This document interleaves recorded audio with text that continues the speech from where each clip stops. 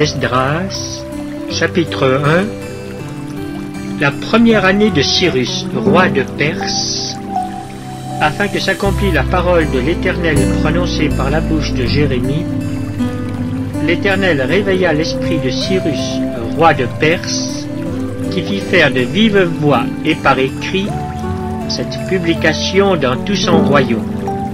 Ainsi parle Cyrus, roi des Perses. L'Éternel, le Dieu des cieux, m'a donné tous les royaumes de la terre, et il m'a commandé de lui bâtir une maison à Jérusalem en Juda. Qui d'entre vous est de son peuple? Que son Dieu soit avec lui, et qu'il monte à Jérusalem en Juda, et bâtisse la maison de l'Éternel, le Dieu d'Israël. C'est le Dieu qui est à Jérusalem. Dans tout lieu où séjournent des restes du peuple de l'Éternel, les gens du lieu leur donneront de l'argent, de l'or, des effets et du bétail, avec des offrandes volontaires pour la maison du Dieu qui est à Jérusalem. Les chefs de famille de Juda et de Benjamin, les sacrificateurs et les Lévites, tous ceux dont Dieu réveilla l'esprit, se levèrent pour aller bâtir la maison de l'Éternel à Jérusalem. Tous leurs alentours leur donnèrent des objets d'argent, de l'or, des effets, du bétail et des choses précieuses, outre toutes les offrandes volontaires. Le roi Cyrus rendit les ustensiles de la maison de l'Éternel que Nebuchadnezzar avait emportés de Jérusalem et placés dans la maison de son Dieu. Cyrus, roi de Perse, les fit sortir par Mithridate, le trésorier, qui les remit à Sheshbatsar, prince de Juda. En voici le nombre: 30 bassins d'or, 1000 bassins d'argent, 29 couteaux, 30 coupes d'or, 410 coupes d'argent de second ordre, 1000 autres ustensiles. Tous les objets d'or et d'argent étaient au nombre de 5400.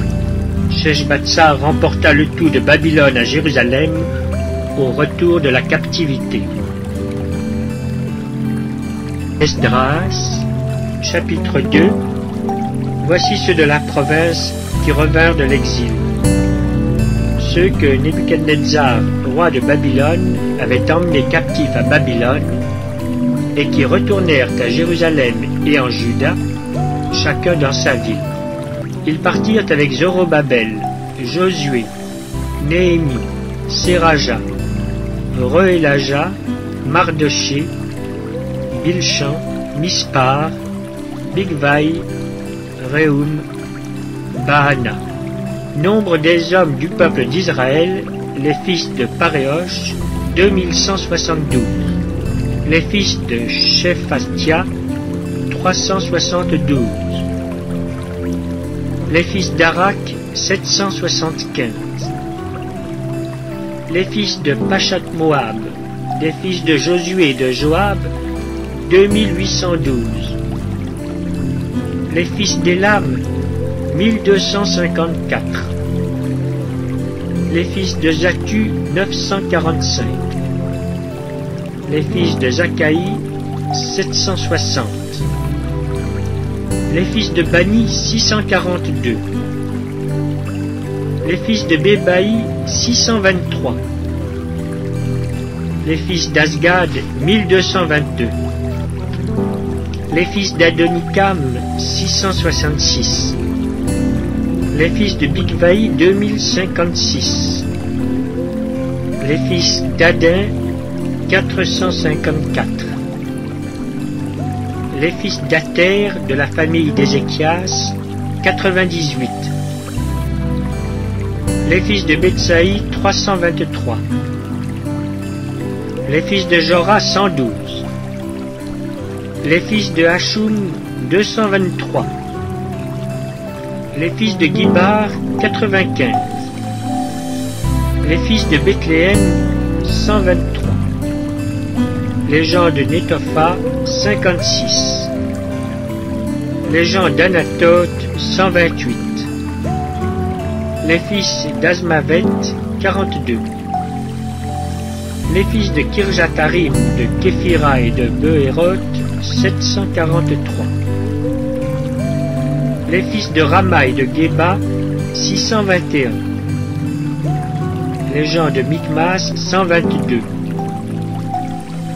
Les gens de Bethel et d'Aï, 223. Les fils de Nebo, 52. Les fils de Magbish, 156. Les fils de l'autre Élam, 1254. Les fils de Harim, 320. Les fils de Lod, de Hadid et d'Ono, 725. Les fils de Jéricho, 345. Les fils de Senaa, 3630. Sacrificateurs. Les fils de Jedaïja, de la maison de Josué, 973. Les fils d'Imer, 1052. Les fils de Pashur, 1247. Les fils de Harim, 1017. Lévites. Les fils de Josué et de Cadmiel, des fils d'Odavia, 74. Chantres. Les fils d'Azaph, 128. Fils des portiers. Les fils de Shaloum, les fils d'Ater, les fils de Talmon, les fils d'Akub, les fils de Hatita, les fils de Shobaï, en tout 139. Nétiniens.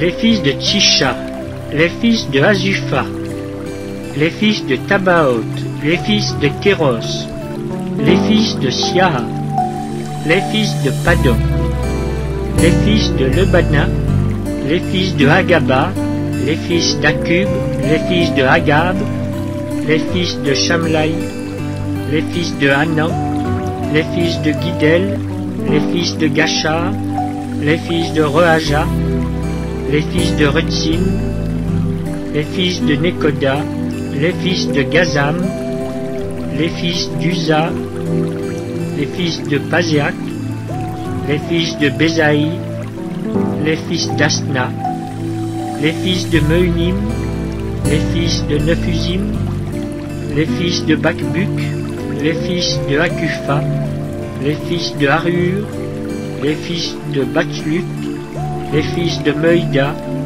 les fils de Harsha, les fils de Barkos, les fils de Sisera, les fils de Tamak, les fils de Netziak, les fils de Hatifa.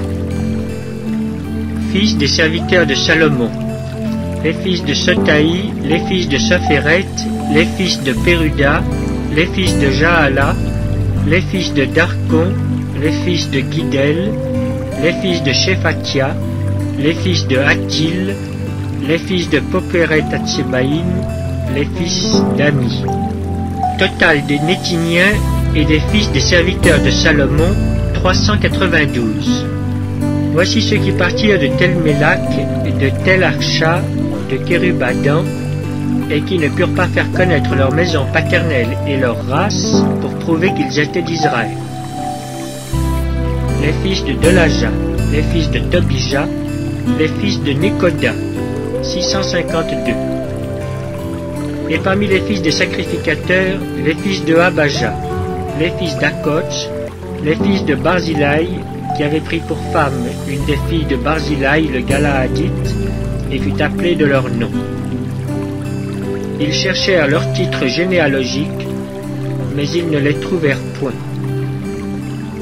On les exclut du sacerdoce, et le gouverneur leur dit de ne pas manger des choses très saintes jusqu'à ce qu'un sacrificateur eût consulté l'Urim et le Thummim. L'assemblée tout entière était de 42 360 personnes, sans compter leurs serviteurs et leurs servantes, au nombre de 7 337. Parmi eux se trouvaient 200 chantres et chanteuses.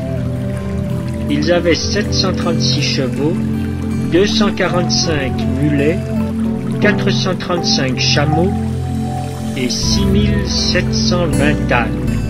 Plusieurs des chefs de famille, à leur arrivée vers la maison de l'Éternel à Jérusalem, firent des offrandes volontaires pour la maison de Dieu, afin qu'on la rétablît sur le lieu où elle avait été.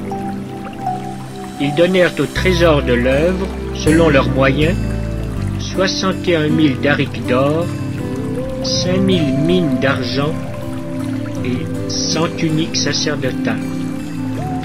Les sacrificateurs et les Lévites, les gens du peuple, les chantres, les portiers et les Nétiniens s'établirent dans leurs villes. Tout Israël habita dans ces villes. Esdras, chapitre 3. Le 7e mois arriva, et les enfants d'Israël étaient dans leur ville. Alors le peuple s'assembla comme un seul homme à Jérusalem. Josué, fils de Jotsadak, avec ses frères les sacrificateurs, et Zorobabel, fils de Shealtiel, avec ses frères, se levèrent et bâtirent l'autel du Dieu d'Israël pour y offrir des holocaustes, selon ce qui est écrit dans la loi de Moïse, homme de Dieu. Ils rétablirent l'autel sur ses fondements, quoiqu'ils eussent à craindre les peuples du pays, et ils y offrirent des holocaustes à l'Éternel, les holocaustes du matin et du soir. Ils célébrèrent la fête des tabernacles, comme il est écrit, et ils offrirent jour par jour des holocaustes, selon le nombre ordonné pour chaque jour. Après cela, ils offrirent l'holocauste perpétuel, les holocaustes des nouvelles lunes et de toutes les solennités consacrées à l'Éternel, et ceux de quiconque faisait des offrandes volontaires à l'Éternel. Dès le premier jour du 7e mois, ils commencèrent à offrir à l'Éternel des holocaustes. Cependant, les fondements du temple de l'Éternel n'étaient pas encore posés. On donna de l'argent aux tailleurs de pierre et aux charpentiers, et des vivres, des boissons et de l'huile aux Sidoniens et aux Tyriens, pour qu'ils amenassent par mer jusqu'à Jaffo des bois de cèdre du Liban, suivant l'autorisation qu'on avait eue de Cyrus, roi de Perse.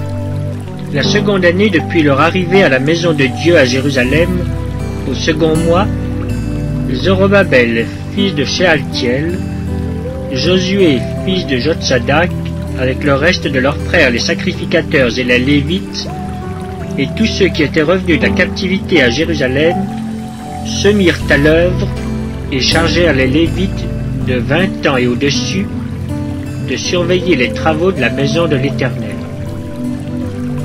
Et Josué avec ses fils et ses frères, Kadmiel avec ses fils de Juda, les fils de Henadad avec leurs fils et leurs frères les Lévites, se préparèrent tous ensemble à surveiller ceux qui travaillaient à la maison de Dieu. Lorsque les ouvriers posèrent les fondements du temple de l'Éternel, on fit assister les sacrificateurs en costume avec les trompettes, et les Lévites, fils d'Azaph, avec les cymbales, afin qu'ils célébrassent l'Éternel d'après les ordonnances de David, roi d'Israël. Ils chantaient, célébrant et louant l'Éternel par ses paroles. Car il est bon, car sa miséricorde pour Israël dure à toujours. Et tout le peuple poussait de grands cris de joie en célébrant l'Éternel, parce qu'on posait les fondements de la maison de l'Éternel. Mais plusieurs des sacrificateurs et des Lévites, et des chefs de famille âgés qui avaient vu la première maison, pleuraient à grand bruit pendant qu'on posait sous leurs yeux les fondements de cette maison. Beaucoup d'autres faisaient éclater leur joie par des cris, en sorte qu'on ne pouvait distinguer le bruit des cris de joie d'avec le bruit des pleurs parmi le peuple. Car le peuple poussait de grands cris, dont le son s'entendait au loin. Esdras, chapitre 4. Les ennemis de Juda et de Benjamin apprirent que les fils de la captivité bâtissaient un temple à l'Éternel, le Dieu d'Israël. Ils vinrent auprès de Zorobabel et des chefs de famille et leur dirent: Nous bâtirons avec vous, car, comme vous, nous invoquons votre Dieu, et nous lui offrons des sacrifices depuis le temps d'Esarhaddon, le roi d'Assyrie, qui nous a fait monter ici. Mais Zorobabel, Josué et les autres chefs des familles d'Israël leur répondirent: Ce n'est pas à vous et à nous de bâtir la maison de notre Dieu. Nous la bâtirons nous seuls à l'Éternel, le Dieu d'Israël, comme nous l'a ordonné le roi Cyrus, roi de Perse. Alors les gens du pays découragèrent le peuple de Juda, ils l'intimidèrent pour l'empêcher de bâtir, et ils gagnèrent à prix d'argent des conseillers pour faire échouer son entreprise. Il en fut ainsi pendant toute la vie de Cyrus, roi de Perse, et jusqu'au règne de Darius, roi de Perse. Sous le règne d'Assuérus, au commencement de son règne, ils écrivirent une accusation contre les habitants de Juda et de Jérusalem. Et du temps d'Artaxerxès, Bishlam, Mithredate, Tabéel et le reste de leurs collègues écrivirent à Artaxerxès, roi de Perse. La lettre fut transcrite en caractères araméens et traduite en araméen. Rehum, gouverneur, et Shimshai, secrétaire, écrivirent au roi Artaxerxès la lettre suivante concernant Jérusalem. Rehum, gouverneur, Shimshai, secrétaire, et le reste de leurs collègues, ceux de Din, d'Arphasatak, de Tarpel, d'Apharas, d'Érec, de Babylone, de Suse, de Déba, d'Élam, et les autres peuples que le grand et illustre Osnappar a transportés et établis dans la ville de Samarie et autres lieux de ce côté du fleuve, etc. C'est ici la copie de la lettre qu'ils envoyèrent au roi Artaxerxès. Tes serviteurs, les gens de ce côté du fleuve, etc., que le roi sache que les Juifs partis de chez toi et arrivés parmi nous à Jérusalem rebâtissent la ville rebelle et méchante, en relèvent les murs et en restaurent les fondements. Que le roi sache donc que si cette ville est rebâtie et si ses murs sont relevés, ils ne paieront ni tribut, ni impôt, ni droit de passage, et que le trésor royal en souffrira.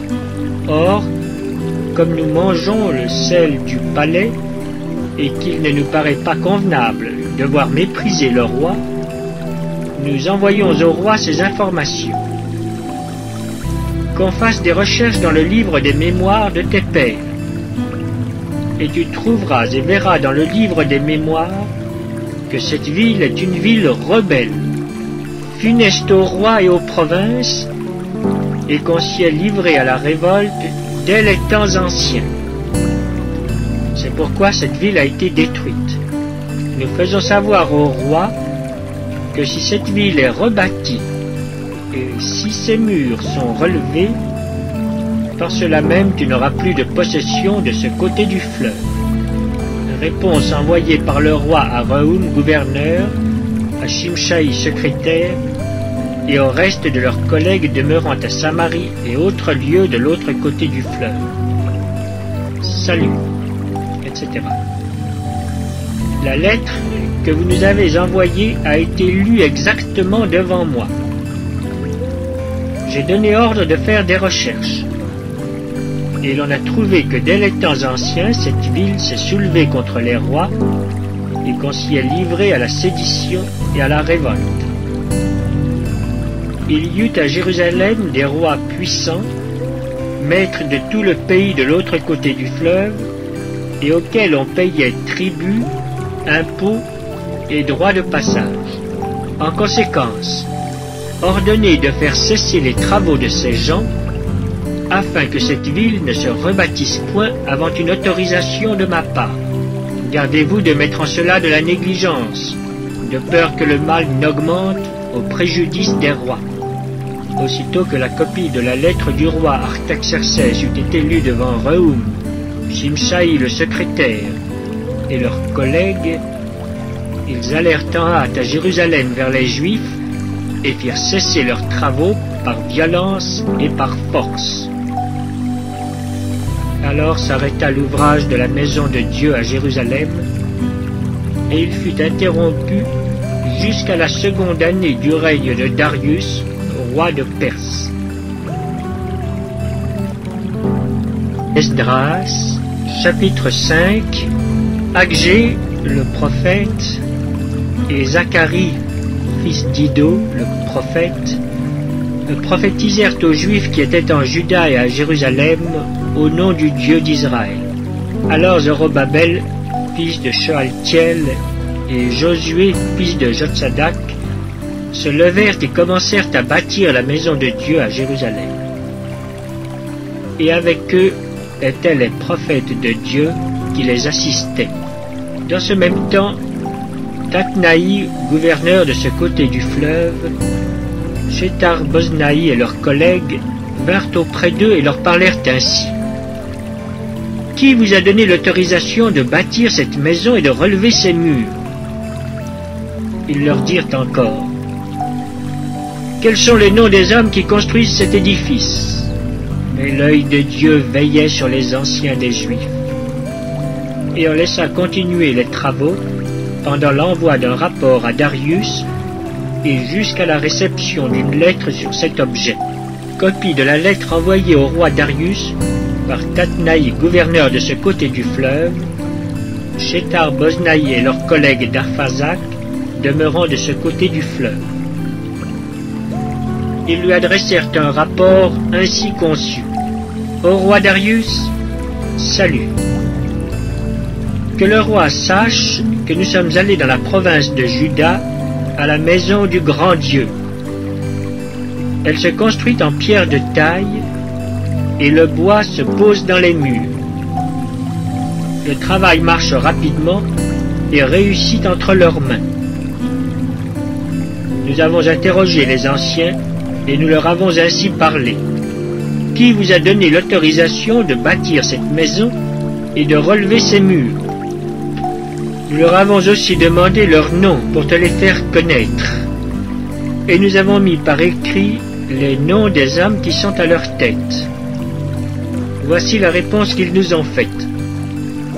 Nous sommes les serviteurs du Dieu des cieux et de la terre, et nous rebâtissons la maison qui avait été construite il y a bien des années. Un grand roi d'Israël l'avait bâtie et achevée. Mais après que nos pères eurent irrité le Dieu des cieux, il les livra entre les mains de Nebuchadnezzar, roi de Babylone, le Chaldéen, qui détruisit cette maison et emmena le peuple captif à Babylone. Toutefois, la première année de Cyrus, roi de Babylone, le roi Cyrus donna l'ordre de rebâtir cette maison de Dieu. Et même le roi Cyrus ôta du temple de Babylone les ustensiles d'or et d'argent de la maison de Dieu que Nebuchadnezzar avait enlevé du temple de Jérusalem et transporté dans le temple de Babylone. Il les fit remettre au nommé Sheshbatsar, qu'il établit gouverneur, et il lui dit: prends ces ustensiles, va les déposer dans le temple de Jérusalem, et que la maison de Dieu soit rebâtie sur le lieu où elle était. Ce Sheshbatsar est donc venu, et il a posé les fondements de la maison de Dieu à Jérusalem. Depuis lors, jusqu'à présent, elle se construit, et elle n'est pas achevée. Maintenant, si le roi le trouve bon, que l'on fasse des recherches dans la maison des trésors du roi à Babylone, pour voir s'il y a eu de la part du roi Cyrus un ordre donné pour la construction de cette maison de Dieu à Jérusalem. Puis, que le roi nous transmette sa volonté sur cet objet. Esdras, chapitre 6. Alors le roi Darius donna ordre de faire des recherches dans la maison des archives où l'on déposait les trésors à Babylone. Et l'on trouva à Ashmeta, capitale de la province de Médie, un rouleau sur lequel était écrit le mémoire suivant: la première année du roi Cyrus. Le roi Cyrus a donné cet ordre au sujet de la maison de Dieu à Jérusalem: que la maison soit rebâtie pour être un lieu où l'on offre des sacrifices, et qu'elle ait de solides fondements. Elle aura 60 coudées de hauteur, 60 coudées de largeur, 3 rangées de pierres de taille et une rangée de bois neuf. Les frais seront payés par la maison du roi. De plus, les ustensiles d'or et d'argent de la maison de Dieu, que Nebuchadnezzar avait enlevés du temple de Jérusalem et transportés à Babylone, seront rendus, transportés au temple de Jérusalem à la place où ils étaient, et déposés dans la maison de Dieu. Maintenant, Tatnaï, gouverneur de l'autre côté du fleuve, Shethbar-Boznaï et ses collègues d'Arphazak, qui demeuraient de l'autre côté du fleuve, tenez-vous loin de ce lieu. Laissez continuer les travaux de cette maison de Dieu. Que le gouverneur des Juifs et les anciens des Juifs la rebâtissent sur l'emplacement qu'elle occupait. Voici l'ordre que je donne touchant ce que vous aurez à faire à l'égard de ces anciens des Juifs pour la construction de cette maison de Dieu. Les frais pris sur les biens du roi provenant des tribus de l'autre côté du fleuve seront exactement payés à ces hommes, afin qu'il n'y ait pas d'interruption. Les choses nécessaires pour les holocaustes du Dieu des cieux, jeunes taureaux, béliers et agneaux, froment, sel, vin et huile, seront livrés sur leur demande aux sacrificateurs de Jérusalem jour par jour et sans manquer, afin qu'ils offrent des sacrifices de bonne odeur au Dieu des cieux et qu'ils prient pour la vie du roi et de ses fils. Et voici l'ordre que je donne touchant quiconque transgressera cette parole.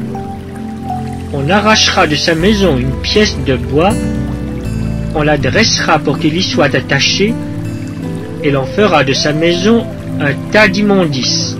Que le Dieu qui fait résider en ce lieu son nom renverse tout roi et tout peuple qui étendrait la main pour transgresser ma parole, pour détruire cette maison de Dieu à Jérusalem. Moi, Darius, j'ai donné cet ordre, qu'il soit ponctuellement exécuté. Tatnaï, gouverneur de ce côté du fleuve, Shethar-Boznaï et leurs collègues se conformèrent ponctuellement à cet ordre que leur envoya le roi Darius. Et les anciens des Juifs bâtirent avec succès, selon les prophéties d'Agé le prophète et Zacharie, fils d'Iddo.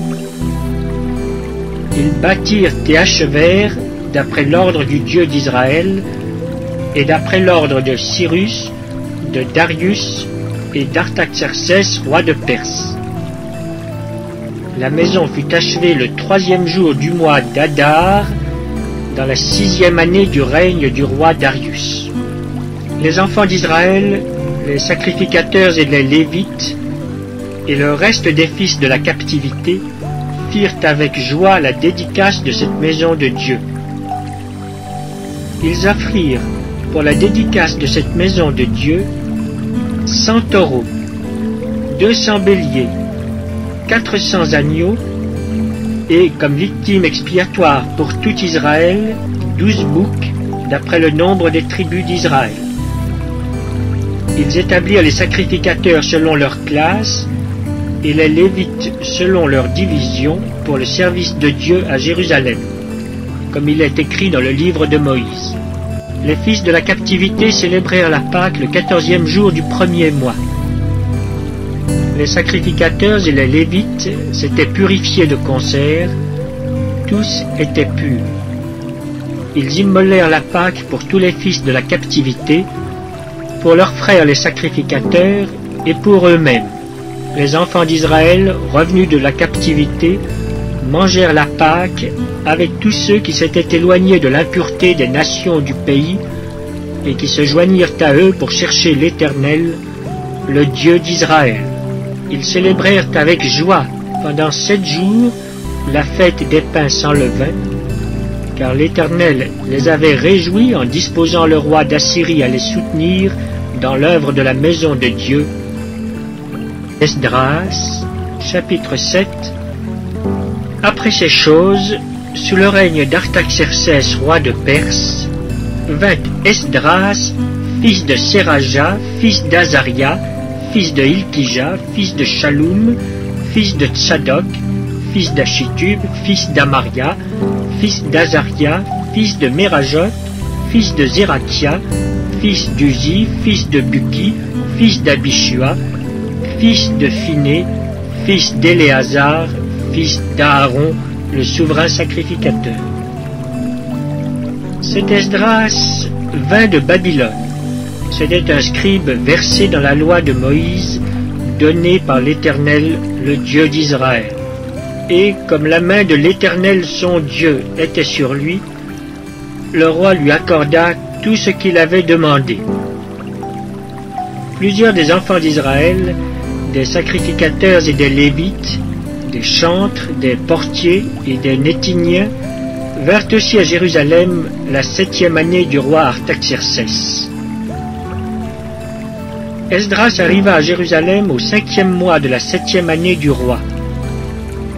Il était parti de Babylone le 1er jour du 1er mois, et il arriva à Jérusalem le 1er jour du 5e mois, la bonne main de Dieu étant sur lui. Car Esdras avait appliqué son cœur à étudier et à mettre en pratique la loi de l'Éternel et à enseigner au milieu d'Israël les lois et les ordonnances. Voici la copie de la lettre donnée par le roi Artaxercès à Esdras, sacrificateur et scribe, enseignant les commandements et les lois de l'Éternel concernant Israël. Artaxercès, roi des rois, à Esdras, sacrificateur et scribe, versé dans la loi du Dieu des cieux, etc. J'ai donné ordre de laisser aller tous ceux du peuple d'Israël, de ses sacrificateurs et de ses Lévites qui se trouvent dans mon royaume et qui sont disposés à partir avec toi pour Jérusalem. Tu es envoyé par le roi et ses 7 conseillers pour inspecter Juda et Jérusalem d'après la loi de ton Dieu, laquelle est entre tes mains, et pour porter l'argent et l'or que le roi et ses conseillers ont généreusement offert au Dieu d'Israël, dont la demeure est à Jérusalem. Tout l'argent et l'or que tu trouveras dans toute la province de Babylone, et les dons volontaires faits par le peuple et les sacrificateurs pour la maison de leur Dieu à Jérusalem. En conséquence, tu auras soin d'acheter avec cet argent des taureaux, des béliers, des agneaux, et ce qui est nécessaire pour les offrandes et les libations, et tu les offriras sur l'autel de la maison de votre Dieu à Jérusalem. Vous ferez avec le reste de l'argent et de l'or ce que vous jugerez bon de faire, toi et tes frères, en vous conformant à la volonté de votre Dieu. Dépose devant le Dieu de Jérusalem les ustensiles qui te sont remis pour le service de la maison de ton Dieu. Tu tireras de la maison des trésors du roi ce qu'il faudra pour les autres dépenses que tu auras à faire concernant la maison de ton Dieu.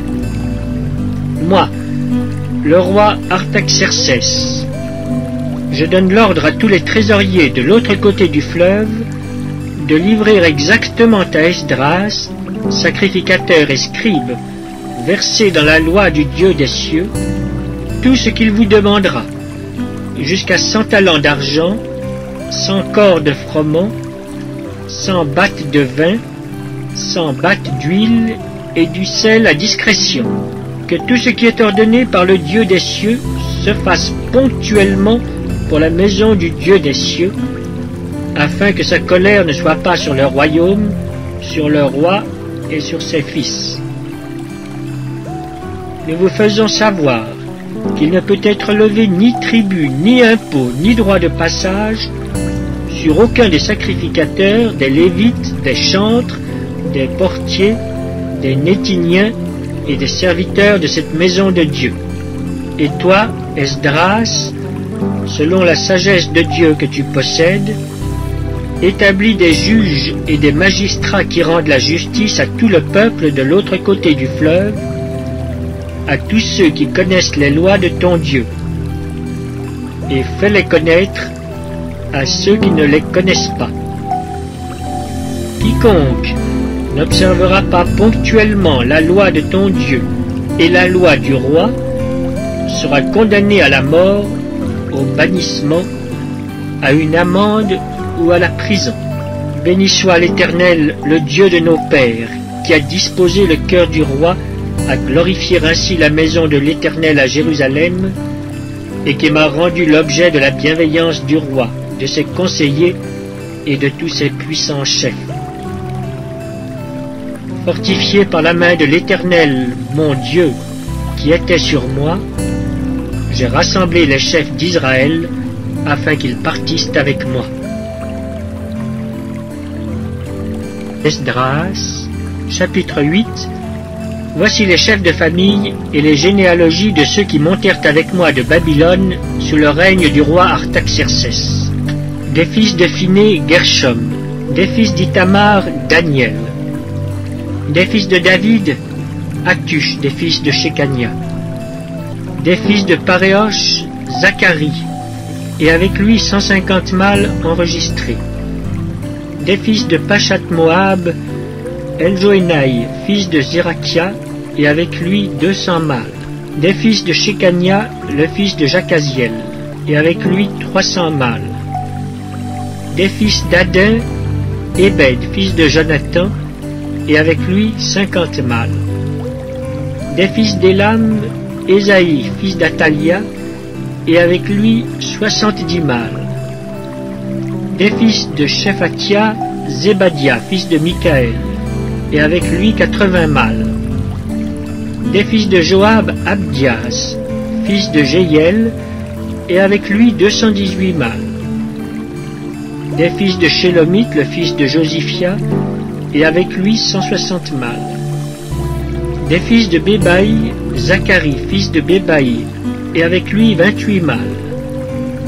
Des fils d'Asgad, Joshanan, fils d'Akatan, et avec lui 110 mâles. Des fils d'Adonikam, les derniers dont voici les noms, Éliphélet, Jéiel et Shemaéja, et avec eux 60 mâles. Des fils de Bigvaï, Utaï et Zabud, et avec eux 70 mâles. Je les rassemblai près du fleuve qui coule vers Ahava, et nous campâmes là 3 jours.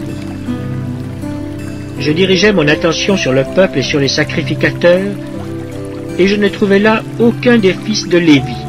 Alors je fis appeler les chefs Eliezer, Ariel, Shemaïja, Elnathan, Jarib, Elnathan, Nathan, Zacharie et Meshulam, et les docteurs Jojarib et Elnathan. Je les envoyai vers le chef Iddo, demeurant à Casifia, et je mis dans leur bouche ce qu'ils devaient dire à Iddo et à ses frères les Néthiniens qui étaient à Casifia, afin qu'ils nous amenassent des serviteurs pour la maison de notre Dieu. Et, comme la bonne main de notre Dieu était sur nous, ils nous amenèrent Chérébia, homme de sens d'entre les fils de Machli, fils de Lévi, fils d'Israël, et avec lui ses fils et ses frères au nombre de 18.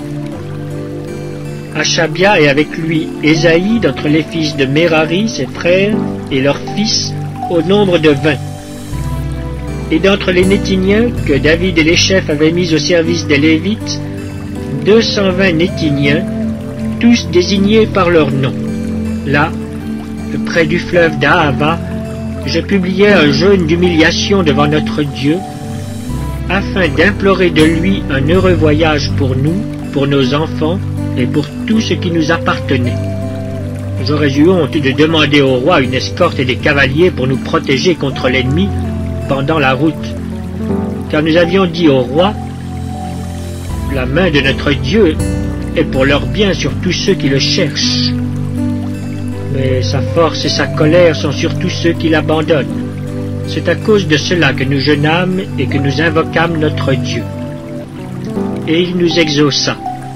Je choisis 12 chefs des sacrificateurs, Chérébia, Achabia et 10 de leurs frères.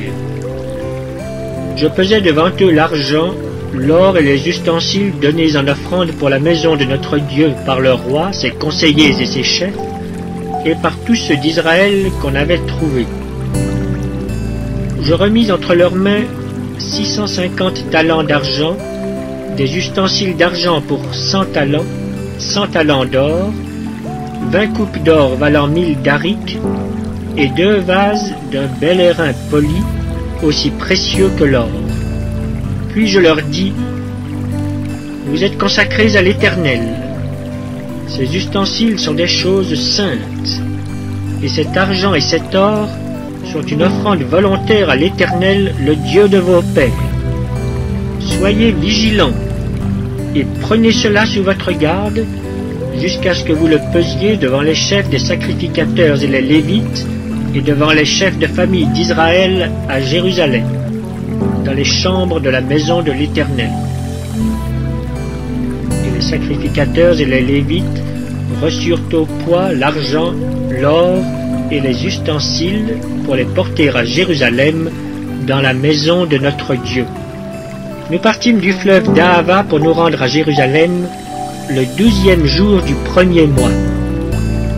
La main de notre Dieu fut sur nous et nous préserva des attaques de l'ennemi et de toute embûche pendant la route. Nous arrivâmes à Jérusalem et nous nous y reposâmes 3 jours. Le 4e jour, nous pesâmes dans la maison de notre Dieu l'argent, l'or et les ustensiles que nous remîmes à Mérémoth, fils d'Uri, le sacrificateur.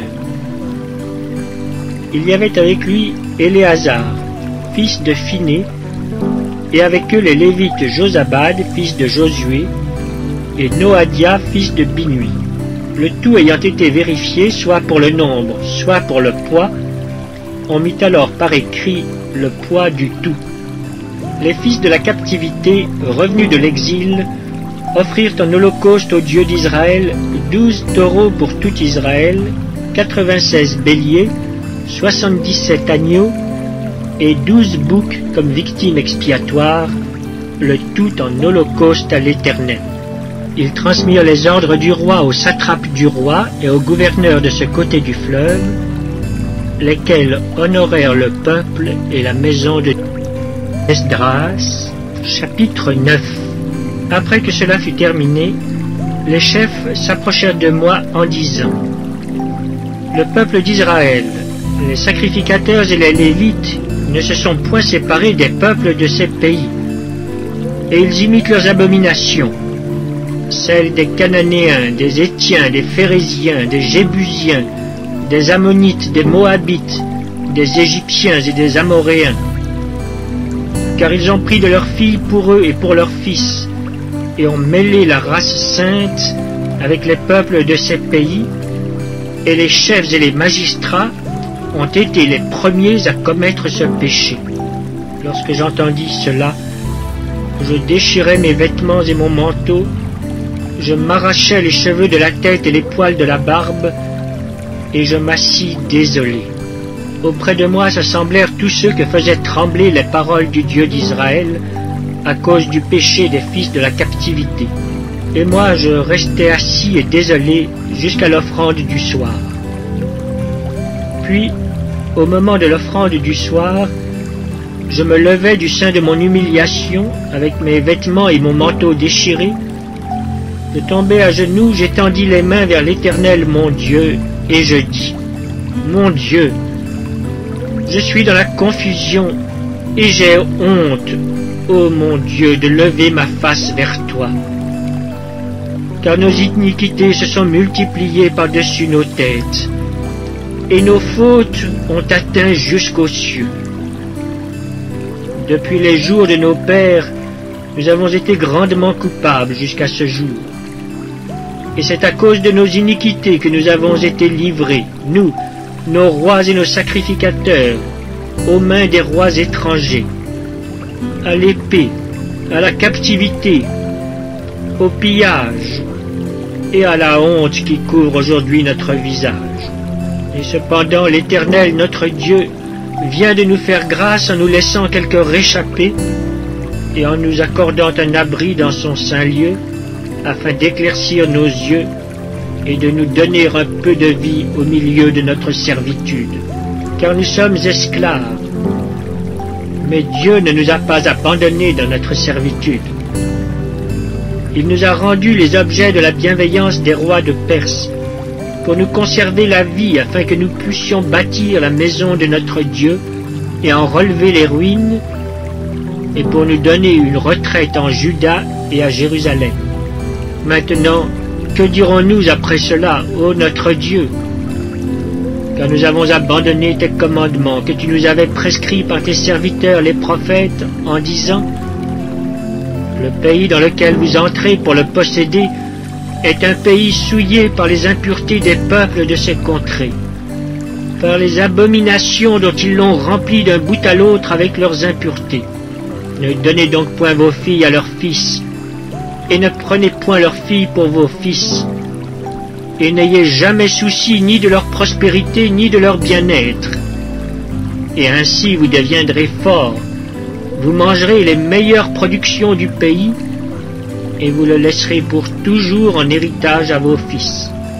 Après tout ce qui nous est arrivé à cause des mauvaises actions et des grandes fautes que nous avons commises, quoique tu ne nous aies pas, ô notre Dieu, punis en proportion de nos iniquités, et maintenant que tu nous as conservé ces réchappés, recommencerions-nous à violer tes commandements et à nous allier avec ces peuples abominables? Ta colère n'éclaterait-elle pas encore contre nous jusqu'à nous détruire sans laisser ni reste ni réchappé? Éternel, Dieu d'Israël, tu es juste, car nous sommes aujourd'hui un reste de réchappés. Nous voici devant toi comme des coupables, et Esdras, chapitre 10. Pendant qu'Esdras, pleurant et prosterné devant la maison de Dieu, faisait cette prière et cette confession, il s'était rassemblé auprès de lui une foule très nombreuse de gens d'Israël, hommes, femmes et enfants, et le peuple répandait d'abondantes larmes. Alors Shekania, fils de Joël, d'entre les fils d'Élam, prit la parole et dit à Esdras, « Nous avons péché contre notre Dieu en nous alliant à des femmes étrangères qui appartiennent au peuple du pays. Mais Israël ne reste pas pour cela sans espérance. Faisons maintenant une alliance avec notre Dieu pour le renvoi de toutes ces femmes et de leurs enfants, selon l'avis de mon Seigneur et de ceux qui tremblent devant les commandements de notre Dieu, et que l'on agisse d'après la loi. Lève-toi, car cette affaire te regarde. Nous serons avec toi. Prends courage et agis. » Esdras se leva, et il fit jurer au chef des sacrificateurs, des Lévites et de tout Israël, de faire ce qui venait d'être dit. Et ils le jurèrent. Puis Esdras se retira de devant la maison de Dieu, et il alla dans la chambre de Jochanan, fils d'Eliashib. Quand il y fut entré, il ne mangea point de pain, et il ne but point d'eau parce qu'il était dans la désolation à cause du péché des fils de la captivité. On publia dans Juda et à Jérusalem que tous les fils de la captivité eussent à se réunir à Jérusalem et que, d'après l'avis des chefs et des anciens, quiconque ne s'y serait pas rendu dans 3 jours aurait tous ses biens confisqués et serait lui-même exclu de l'assemblée des fils de la captivité. Tous les hommes de Juda et de Benjamin se rassemblèrent à Jérusalem dans les 3 jours. C'était le 20e jour du 9e mois. Tout le peuple se tenait sur la place de la maison de Dieu, tremblant à cause de la circonstance et par suite de la pluie. Esdras, le sacrificateur, se leva et leur dit: Vous avez péché en vous alliant à des femmes étrangères, et vous avez rendu Israël encore plus coupable.